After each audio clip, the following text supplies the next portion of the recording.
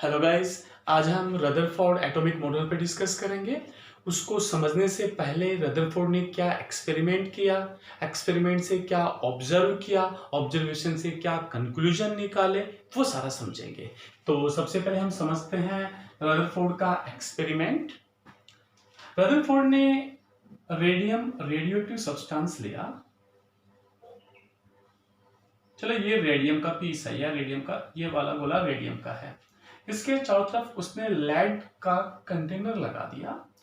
Radium radioactive substance होता है, radioactive substance है तो इससे alpha rays, beta rays, gamma rays arise होंगी। मींस हमें कौन सी यूज करनी है, इसके अंदर अल्फा रेज यूज करनी है। तो यहां से ये रेडियोएक्टिव सब्सटेंस है, कौन सा है, रेडियम है। इसे क्या राइज होंगी, अल्फा रेज राइज होंगी, क्रिएट होंगी।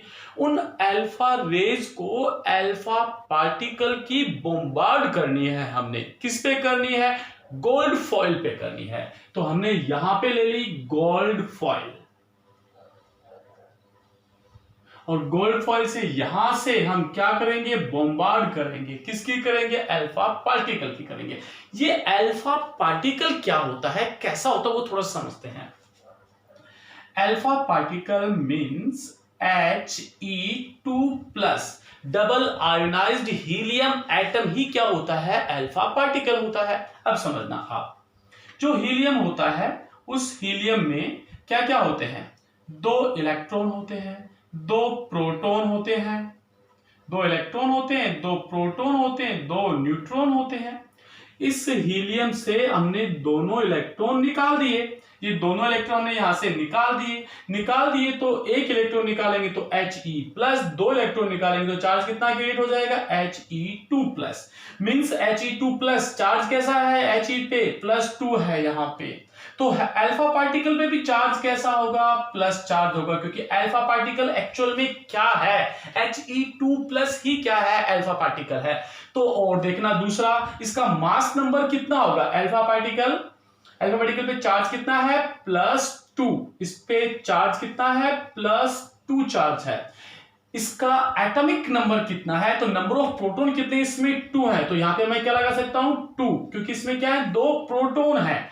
और मास नंबर देखें तो दो प्रोटॉन और दो न्यूट्रॉन है, तो क्या लिख सकते हैं यहाँ पे, 4। यानी अल्फा पार्टिकल का मास नंबर कितना होता है, 4 होता है। चार्ज कितना होता है, +2 होता है। ठीक है, तो ये ही क्या, He2+ ही क्या है, अल्फा पार्टिकल है। ऐसे अल्फा पार्टिकल्स की बॉम्बार्ड करनी है, बौछार करनी है, हमें किस पे करनी है, गोल्ड फॉइल पे ले करनी है। गोल्ड फॉइल ही क्यों यूज किया, क्योंकि गोल्ड को ही बहुत थिन मेम्ब्रेन में कन्वर्ट किया जा सकता है, इसलिए हमने गोल्ड फॉइल का यूज कर लिया। अब हमें इसकी बॉम्बार्ड करने के लिए, बॉम्बार्ड एक पर्टिकुलर लाइन के अलाउ करने के लिए यहां पे अपन एक स्लिट लगा देते हैं। उस स्लिट से क्या होगा, अल्फा पार्टिकल जो इधर उधर जाएंगे वो सारे रह जाएंगे। मतलब जैसे यहां से कोई अल्फा पार्टिकल चला गया तो वो यही रह जाएगा। ठीक है, ये गोल्ड फॉइल है। और गोल्ड अल्फा पार्टिकल की जो स्कैटरिंग होगी उसको ऑब्जर्व करने के लिए हमने यहाँ पे इसके अराउंड सर्कुलर पाथ में एक जिंक सल्फाइड के कवरिंग लगा दी अपन ने। इस जिंक सल्फाइड पे जब से कोई अल्फा पार्टिकल कोलाइड करेगा तो वहां पे ब्राइटनेस क्रिएट हो जाएगी, तो हमें पता लग जाएगा कि अल्फा पार्टिकल ये इधर से यहां पे कोलाइड कर रहा है। ठीक है, तो रदरफोर्ड ने क्या कर रहे हैं, अपन क्या समझना चाह रहे हैं, रदरफोर्ड का अल्फा पार्टिकल स्कैटरिंग एक्सपेरिमेंट। उसको अरेंजमेंट करने के लिए हमने क्या यूज किया, रेडियम यूज किया। रेडियम क्या लगा दिया अपन ने, स्लिट लगा दी। रेडियम किसका काम करेगा, सोर्स ऑफ अल्फा पार्टिकल का। स्लिट क्या काम करेगी, उनको एक पर्टिकुलर डायरेक्शन में प्रोवाइड करेगी। किस पे प्रोवाइड करने के लिए, गोल्ड फॉइल पे। स्कैटरिंग को ऑब्जर्व करने के लिए हमने इस गोल्ड फॉइल के अराउंड क्या लगा दिया अपन ने, जिंक सल्फाइड की लेयर लगा दी। यहां से अल्फा पार्टिकल क्रिएट होंगे, वो अल्फा पार्टिकल कोलाइड करेंगे। किससे कोलाइड करेंगे, किससे, स्कैटरिंग होगी उनकी गोल्ड फॉइल से। ठीक है, ऐसा एक्सपेरिमेंट किसने किया, रदरफोर्ड ने किया। इस एक्सपेरिमेंट से रदरफोर्ड ने क्या क्या ऑब्जर्व किया, मींस क्या क्या ऑब्जर्वेशन है इसके। तो देखिए, फर्स्ट ऑब्जर्वेशन, रदरफोर्ड ने फर्स्ट चीज क्या ऑब्जर्व की, the maximum alpha particle pass through out to gold foil without any deflection. Maximum alpha particle pass out हो गए, किससे पास आउट हो गए, गोल्ड फॉइल से, विदाउट एनी डिफ्लेक्शन, बिना किसी डिफ्लेक्शन के। ऐसा का आया, ऐसा कैसा निकल गया। समझ में आ रही है ना आपको बात? जैसे अल्फा पार्टिकल आए इधर से ऐसा कैसा निकल गया। तो maximum alpha particle pass out through to gold foil without any deflection. This one is the first observation. Second चीज ऑब्जर्व क्या की उन्होंने, that few alpha particles deflect with small angles. कुछ अल्फा पार्टिकल स्मॉल एंगल से इस तरह से थोड़े से मुड़ गए। Maximum alpha particle pass out through to gold foil without any deflection. Few alpha particle deflect with small angles. First observation क्या था, मैक्सिमम अल्फा पार्टिकल बिना किसी डिफ्लेक्शन के गोल्ड फॉइल से पास आउट हो गए। सेकेंड ऑब्जर्वेशन, कुछ अल्फा पार्टिकल थोड़े से एंगल से डिफ्लेक्ट हो गए।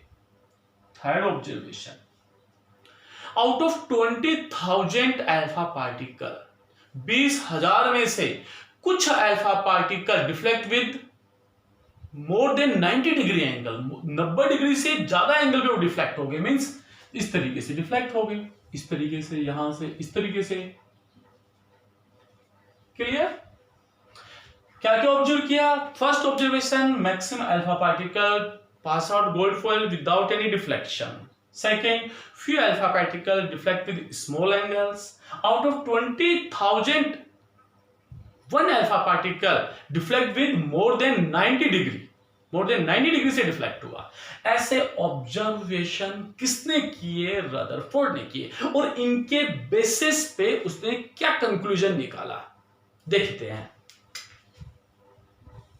यहां पे ये ऑब्जर्व किया, फर्स्ट ऑब्जर्वेशन क्या था, maximum alpha particle deflect with any deflection, maximum alpha particle pass out without any deflection. तो देखिए जैसे एक दीवार है ना, उस दीवार से अपन पत्थर फेंक रहे और पत्थर बिना किसी डिफ्लेक्शन के सीधा पास हो रहा है, इसका मतलब वहां पे दीवार है ही नहीं, खोखला है, तभी तो ऐसा हो रहा है।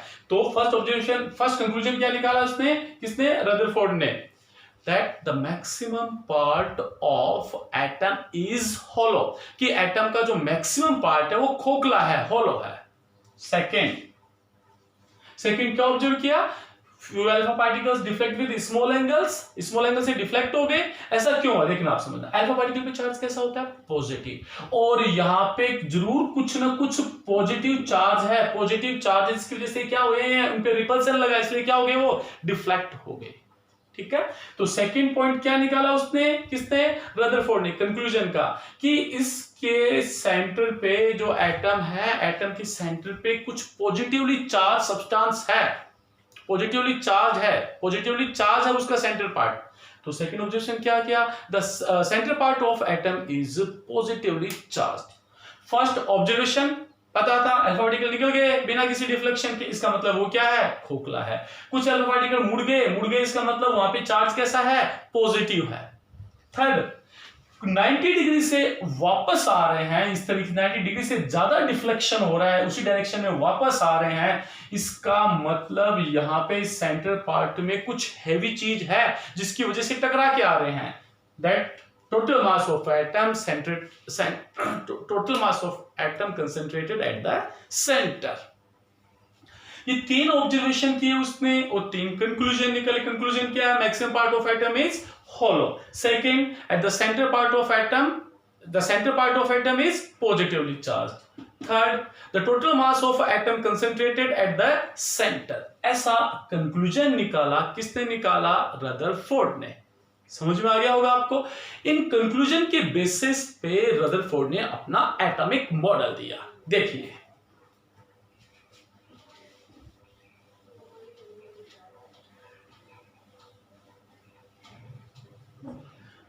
रदरफोर्ड के मॉडल के अकॉर्डिंग कि आप जो एटम है, एटम को दो पार्ट्स में डिवाइड कर सकते हो। एक तो इसका न्यूक्लियस होता है, एक एक्स्ट्रा न्यूक्लियस होता है। एक तो इसका न्यूक्लियस पार्ट है, एक एक्स्ट्रा न्यूक्लियस पार्ट है। एक्स्ट्रा न्यूक्लियस पार्ट में इलेक्ट्रॉन होते हैं, न्यूक्लियस पार्ट में हैवी है, इसका मतलब टोटल मास यहां पे है, प्रोटॉन एंड न्यूट्रॉन होते हैं। मींस रदरफोर्ड के अकॉर्डिंग जो इसका सेंटर पार्ट है वहां क्या प्रेजेंट है, प्रोटॉन एंड न्यूट्रॉन, और यही क्या है, एटम का न्यूक्लियस है। और एक्स्ट्रा पार्ट में क्या है, इलेक्ट्रॉन है। तो वो इलेक्ट्रॉन क्या करते रहते हैं, इसके अराउंड रिवॉल्व करते रहते हैं। किसके अराउंड? न्यूक्लियस के अराउंड रिवॉल्व करते रहते हैं। अब देखो जो इलेक्ट्रॉन है उस पे कैसा चार्ज है? नेगेटिव। न्यूक्लियस पे चार्ज कैसा है? पॉजिटिव। तो न्यूक्लियस उसको अट्रैक्ट कर लेना चाहिए, तो फिर ये कोलाइड क्यों नहीं करता न्यूक्लियस से? इस साइड में क्या लगता है? Attraction force. वो जो अट्रैक्शन फोर्स है वो बैलेंस हो जाएगा जब ये सर्कुलर मोशन करेगा, तो बाकी साइड क्या लगेगा? Centrifugal force mv square by R. It means जो न्यूक्लियस का अट्रैक्शन फोर्स है वो सेंट्रीफ्यूगल से फोर्स से बैलेंस हो जाएगा। यही था रदरफोर्ड एटॉमिक मॉडल। क्या क्या पढ़ा आपने रदरफोर्ड एटॉमिक मॉडल में? पहले उसका एक्सपेरिमेंट में ऑब्जर्वेशन के बेसिस पे कंक्लूजन, और कंक्लूजन के बेसिस पे एटॉमिक मॉडल।